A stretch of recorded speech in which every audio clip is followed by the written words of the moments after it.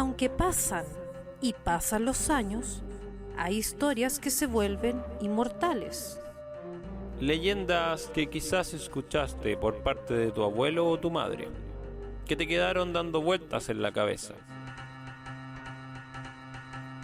Esos misterios chilenos que van de generación en generación, que siguen erizando la piel.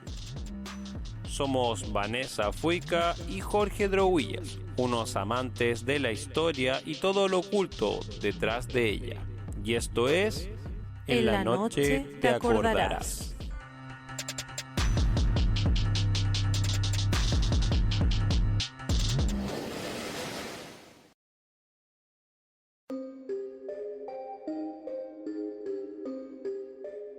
Hoy hablaremos del primer exorcismo plenamente documentado en la historia de Chile. Este misterioso hecho ocurrió en el actual Hospital San Borja, por ahí por el año 1857. El caso fue tan popular que convocó a los médicos más reconocidos de la época. ¿Les suena Lorenzo Sacié? Bueno, él fue uno de los médicos que observó este caso. Otro personaje reconocido que también quiso ser parte de este acontecimiento fue el mismísimo pintor Alejandro Cicarelli, quien pintó unos bocetos en grafito sobre este caso. Carmen Marín, quien nació en Valparaíso en 1838, era hija de un acaudalado comerciante. Desde los 12 años, estando como interna en un colegio de monjas, decía tener visiones del diablo que la atormentaba. En ellas le hablaba de hechos futuros. En consecuencia, Carmen tenía fuertes reacciones contra las imágenes religiosas. Previamente, en nuestro país, existían casos de posesión demoníaca en la época colonial. Pero, ¿qué es de distinto de este caso a otros? Es que estaba plenamente documentado por el Arzobispado de Santiago. El caso aún hoy se puede leer en el portal Memoria Chilena. ¿Y este es el primer exorcismo documentado acá en Chile? A diferencia de la época colonial, en donde más bien era un castigo social contra enfermedades mentales o incluso venganzas privadas, en este caso se siguió el método científico. Se realizó un diagnóstico, teorías y soluciones posibles al problema. O sea, ¿podríamos decir que esto se tomó con seriedad? Con la seriedad que se podía tomar en la época. Como iremos viendo a medida que avance la historia, una de las cosas más extrañas que hicieron los médicos fue hablarle en francés a la supuesta entidad. ¡Sacre bleu! Pero, ¿qué se supone que este demonio era inmigrante, extranjero? En la clase acomodada, dentro de los círculos de mejor alcurnia, era frecuente hablar en francés o con frases en francés. De hecho, desde la independencia, una gran cantidad de profesionales que llegaban a nuestro territorio eran franceses. Sería así como hoy estas personas que hablan con palabras rimbombantes como hard work, newsletter, rant, big picture. Tal cual, la necesidad de validarse con saberes ajenos. Pero en esta ocasión nos adentraremos en el mismo caso de la endemoniada de Santiago. Así es, hoy viajaremos a 1857. Este fue el año del exorcismo. Todo comenzó en una fría noche de invierno. 1857. Hospicio de las Hermanas de la Caridad de Santiago. Apresúrese, parece que va a comenzar otra de sus manifestaciones. El doctor Lorenzo Sacié iba apresurado. Lo llamaron en varias ocasiones por el arzobispado para revisar un caso muy perturbador de una tal Carmen Marín. Entiendo que la paciente ya estuvo en el hospital. Y también en el hospital de Valparaíso. Sin duda un caso agudo de histeria ovárica. Doctor, creo que es mejor que no subestime lo que va a ver. Puede ser muy perturbador y si no está debidamente preparado, puede asustarse. Se lo advierto desde ya. Nada de eso. Simplemente este es un caso de histeria juvenil que el arzobispado ha llevado demasiado lejos. En ese momento, el doctor y la hermana entraron a la habitación de Carmen Marín, donde la temperatura descendió bruscamente. Se nota que la habitación no es salubre, porque tienen a esta niña con un frío glacial. No es la habitación. Ha comenzado a manifestarse. El doctor llamó a 3 ayudantes para aplicar el cloroformo y de esta manera controlar a la enferma, pero fue imposible. No podían sostenerla. Es la histeria, no hay duda, es la histeria. Padre nuestro que estás en los cielos, santificado sea tu nombre. En medio del caos, mientras intentaban contenerla, percibieron el miedo del doctor Sacier. Carmen Marín, o lo que fuera que estuviera en esa habitación, comenzó a lanzar groserías en francés.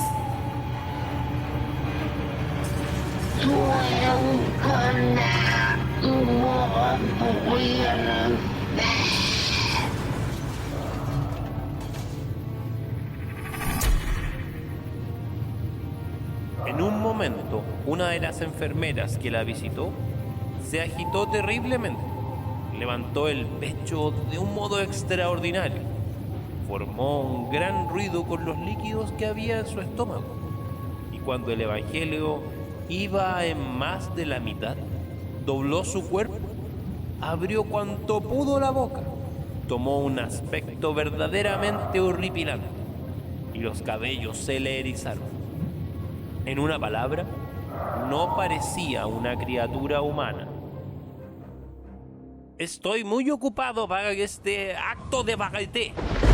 No me quedaré a este espectáculo. Entonces el ruido de la lluvia se hizo tan fuerte que el aterrorizado médico es lo único que pareció escuchar. Doctor, ¿dónde va? Dígame qué es lo que tiene la enferma. ¿Qué tiene Carmen? Bueno, ella tiene un trastorno. En unos días lo podría diagnosticar. El magmacer Carmen, pero ahora estoy muy apresurado. El doctor, asustado y confundido, salió por la mampara para no volver jamás. Desde ese julio de 1857, no volvió a responder nunca más a alguna petición del arzobispado. A partir de ahí, desfilaron 6 de los mejores médicos de Santiago. Todos tenían varias hipótesis sobre este caso. La más común era la histeria ovárica. Sin embargo, hubo 2 facultativos que dijeron que esto escapaba de las ciencias naturales. ¿Qué sugirieron? Exorcismo. Se practicó ese mismo año en varias lenguas. Curiosamente, solo eso logró calmar los arrebatos de la ira sacrílega de Carmen Marín. Sin embargo, un hecho que los presentes consideraron muy terrorífico es que en el momento que supuestamente saltó el demonio, este dijo: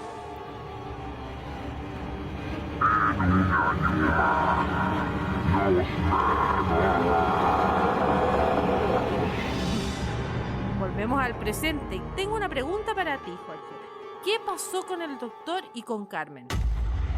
El doctor Sacier volvió a dirigir la casa de Orates y ser decano de obstetricia, que era su especialidad. Quiero decir un dato curioso. En la época se asociaban todos los trastornos mentales a las supuestas fiebres uterinas o el famoso diagnóstico de histeria ovárica. Con esto explicaban todo, o sea, hombres siendo hombres desde la colonia. De todas formas, Jorge, me queda una duda. ¿Qué pasó con los doctores y sacerdotes que escucharon hablar en otras lenguas a este ente que habitaba en el cuerpo de Carmen Marín? Entiendo que los médicos le hablaban en francés, inglés, latín e incluso en griego. ¿Cómo era posible que ella pudiera responder? Según los documentos del Arzobispado de Santiago, lo que sucedió fue que cuando cantaba en francés los cantos religiosos como el Magnificat, Carmen respondía a obscenidades en el mismo idioma, lo que pasaba con los rezos en latín y también las palabras en inglés. Pero Carmen Marín vivía en Valparaíso, entonces había escuchado estas palabras antes, ¿no? El conocimiento de idiomas tiene relación con las palabras que escuchaba diariamente en su casa. Y un dato muy importante es que Carmen era hija de un comerciante del puerto de Valparaíso, donde era natural que llegaran muchos extranjeros. Pero ¿cómo podemos explicar que respondiera en griego? No creo que fuera un idioma tan popular. La investigación del arzobispado, justamente ese idioma es el único que no tiene una explicación de por qué ella podría responder en griego. Bueno, para seguir con el tema, después del diagnóstico de los médicos, el arzobispado recurrió a lo que parecía una medida extrema, el exorcismo, que sabemos que ocurrió en Santiago en 1857. Este causó una gran expectativa en la prensa de la época. Sabemos que Carmen Marín estuvo un año internada en el hospital de Valparaíso y después nuevamente internada en el hospital San Borja, y después de un año de tratamiento dejó de presentar esta conducta normal. Esos tratamientos que incluían cloroformo y adivinen, cloroformo. Es que la medicina de la época es más bien ensayo y error. Y estos temas de salud mental estaban totalmente a ciegas. Si creíamos que hace algunos años estaban olvidados, en esa época ni siquiera existían. El tratamiento consistía en la mayoría de los casos adormecer al paciente con éter o cloroformo y sentarse a ver qué podía pasar. Se sabe que después de este periodo de recuperación, la extraña enfermedad volvió, así que fue el turno de la iglesia. De esa forma fue como se trasladó a Santiago al convento de las Carmelitas Descalzas. Esto generó una discusión que provocó todo un revuelo institucional. La medicina enfrentada a la religión, un caso totalmente inexplicable para la ciencia de la época. Sin embargo, los médicos de la época se aproximaban más a zapateros que a médicos formales. Esto hizo que la hipótesis de la posesión demoníaca tuviera más sustento. Los diagnósticos formales de enfermedades vinieron entrando al siglo XX con la difusión de la higiene. La medicina estaba en un periodo de experimentación. Era muy difícil tener certezas debido a lo aislado de nuestro país. Todo era una suposición en temas de salud mental. Por ejemplo, el síndrome de Tourette, que pudo ser el responsable de los actos de Carmen, recién se descubrió en Francia a fines del siglo XIX. O sea que la medicina de la época equivale a jugar al cacho. Unos dados a la mesa y diagnóstico. Fiebre ovárica, histerismo o gangrena. Es más bien el problema, la falta de medios científicos serios para probar las hipótesis que los médicos podían tener. Cabe destacar que la mayoría de los científicos, entre comillas, que llegaron a Chile por la década de 1850, como Saussure, Ignacio Domeyko y Rodolfo Filippi, estaban aislados de la comunidad científica europea. Es por eso que sus diagnósticos carecían de todo este método científico y respaldo. El caso particular que enfrentó a la Iglesia y la ciencia, en la época ya estaba en disputa ideológica. Si la Iglesia era o no una superstición o un recuerdo del pasado. Lo que no podemos descartar que la misma enfermedad o manifestación sobrenatural puso a médicos y sacerdotes muy nerviosos. 2 de ellos declararon que lo que vieron no pertenecía a las leyes de las ciencias naturales. Es que claro, era inexplicable este cambio en el ambiente, la fuerza sobrehumana, los grotescos cambios corporales y la fobia a todo símbolo religioso. Eso es lo que hace este caso tan misterioso. Con la información científica disponible hoy, sabemos que es posible que enfrentara un cuadro psicótico posterior al abuso sexual temprano o un síndrome de Tourette. Pero esas son hipótesis. nada está asegurado o comprobado.